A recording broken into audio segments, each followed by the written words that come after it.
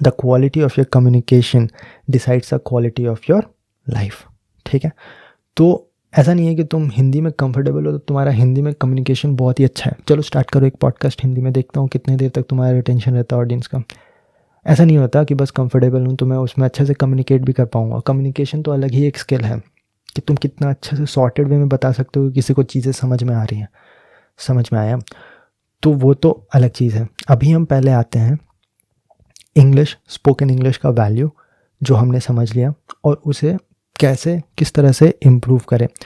देखो भाई क्या होता है कि अब तो हमने देख लिया कि हाँ एजुकेशन सिस्टम, कई लोग तो इंग्लिश मीडियम से ही होंगे लेकिन इंग्लिश इतना अच्छे से बोल नहीं पाते हैं। जैसे मैं भी इंग्लिश मीडियम में था लेकिन मैं बात नहीं कर पाता था। इंग्लिश मीडियम का मतलब यही होता है कि क्वेश्चंस पढ़ लो इंग्लिश में और आंसर लिख दो इंग्लिश में। जैसे मेरा पूरा स्कूलिंग है वो इंग्लिश मीडियम में हुआ, ठीक है। तो क्या होता है ना, जब भी ऐसा होता है तो तुम पढ़ते हो इंग्लिश, लिखते हो इंग्लिश, बट कम्युनिकेशन 3 तरह से होता है, एक पढ़ना, एक लिखना और एक बोलना। ये बोलने वाले पार्ट पे तो इन जनरल इंडिया के एजुकेशन सिस्टम में इतना कम एम्फोसिस है कि क्या बताऊँ।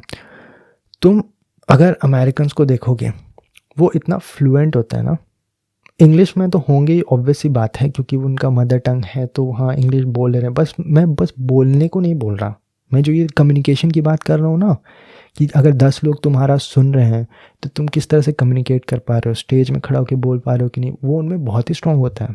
क्योंकि उनका जो एजुकेशन सिस्टम होता है ना वो इतना रिटर्न ओरिएंटेड और मार्क्स ओरिएंटेड नहीं रहता। मोस्टली वो वाइवाज, प्रेजेंटेशंस और इस पे फोकस करते हैं थ्रू आउट देयर स्कूल।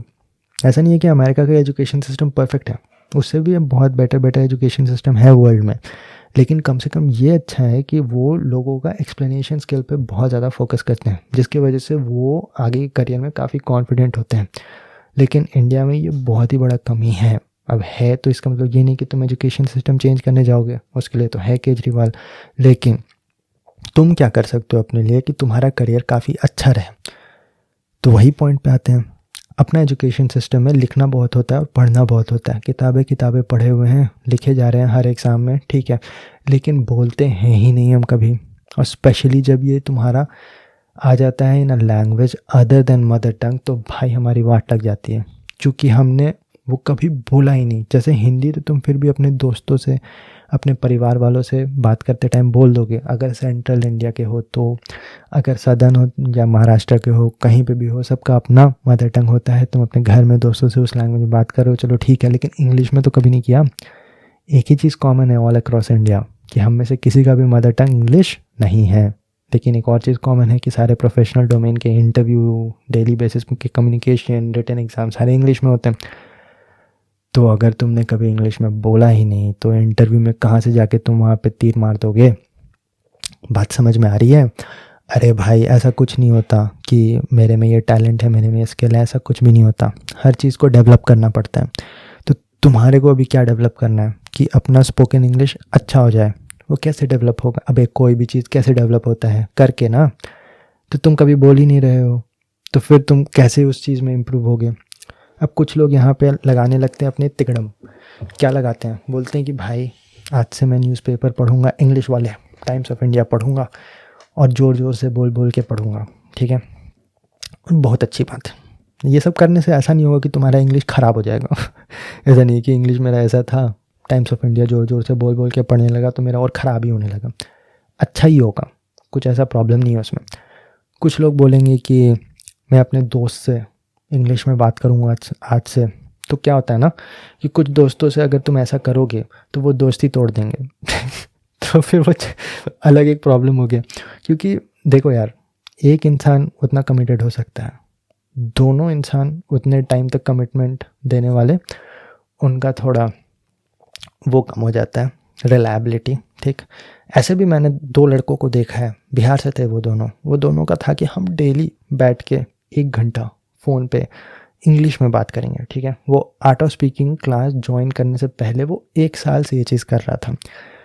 फिर भी जब भी तुम उसे बोलो इंग्लिश में बात करने तो वो कर नहीं पाता, ठीक है। तो इस पे बहुत सारी चीज़ें हैं। ये सारी चीज़ मैं तुम्हें बता रहा हूँ जो कि लोग जनरली करते हैं। इससे इम्प्रूवमेंट होता है 5%, लेकिन वो इम्प्रूवमेंट सफिशिएंट नहीं है।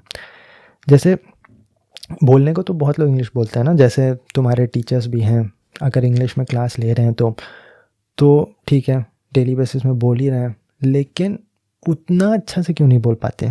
जैसे लेटेस्ट है शशि थरूर, जिस तरह से इंग्लिश में अगर कोई भी स्पीच दे रहा है, या फिर कोई बड़े बड़े स्पीकर्स हैं, उतना अच्छे से क्यों नहीं कर पाते? ऐसा तो नहीं है कि वो पॉसिबल नहीं है उनके लिए, ठीक है, या फिर उससे नीचे लेवल में ही ले लो, जितना अच्छे से मैं इंग्लिश बोल पा रहा हूँ इंग्लिश पॉडकास्ट में, वैसा क्यों नहीं बोल पाते? तो कुछ तो अलग किया होगा मैंने। उसके पीछे बहुत ही लॉजिकल रीजंस हैं कि क्यों न्यूज़पेपर ज़ोर ज़ोर से पढ़ना, दोस्तों से बात करना, या फिर बाकी सारे जो मैंने बताए, उन सब के वजह से उतना इम्प्रूवमेंट क्यों नहीं होता।